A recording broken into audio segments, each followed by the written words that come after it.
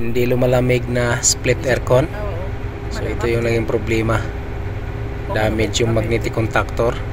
So ang pinalit natin, surplus na 3-phase magnetic contactor, 50 ampere. Ang pinalitan natin 35 ampere lang. So okay lang ba na malaki yung capacity ng pinalit natin kaysa dun sa pinalitan natin?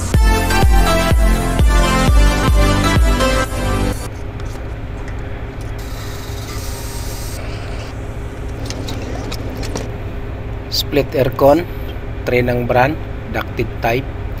So kahit nasa 20 na yung seating, hindi pa rin siya lumalamig. So part-time namin to guys, ng kasama ko. So yan oh. So check natin sa labas. So ito yung outdoor niya guys. Ito yung napansin natin agad pagbukas pa lang ng cover. Ayan oh. Pansin natin agad. Kaya hindi gumagana yung outdoor unit dahil baka nasira na yung contact point nito. So 35 ampere itong magnetic contactor na to. So ayan oh, tanggal na yung isang contact point niya sa line 1. So itong magnetic contactor na to guys, 35 ampere lang ito. So maliit lang, single phase. So alam naman natin guys, pag part time gawa lang natin talaga ng paraan. So meron akong dala guys na luma na 3-piece na magnetic contactor. Ito yun oh. So luma lang ito, pero pwede pa to, mas matibay to dahil 50 ampere yung capacity nito. 3-piece lang siya, so pwede lang, hindi natin gamitin yung isang linya.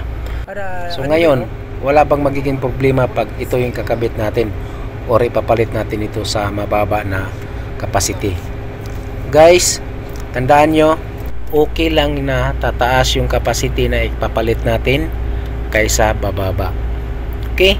Kasi pag mataas, ibig sabihin mas safety yung contact point ng magnetic contactor. Okay? Dahil 50 ampere ito, yung starting time nitong unit na to guys, papalo ng 35, tapos dandahan na siyang bababa pag makapag start na ng matagal yung compressor. Tapos yung pinaka maximum niya pag ganitong summer nasa 24-25. So okay lang yung 35, kaso pag tag-init kasi maabot ng mga 38 yung starting ampere itong unit. Tapos ano kasi hindi ba bigla yung baba, dahan-dahan, kaya bumibigay yung contact point pag maliit yung magnetic contactor. Kaya minabuti nating kinabit itong malaki para safety, hindi rin siya bibigay dahil yung magnetic contactor contact point, yung capacity niya is 50 ampere. So tingnan nyo, maliit talaga itong contact point ng 35 ampere kaysa dito sa 50. Ayan o, tiba-tiba yan, luma nga lang. So yan, gumagana na. So tingnan yung running ampere guys. Ayan o, 35. So bibigay talaga pag yung maliit ang ikakabit natin. So unti-unti pa siyang bumababa habang gumagana yung compressor. So ayan o, 28 na.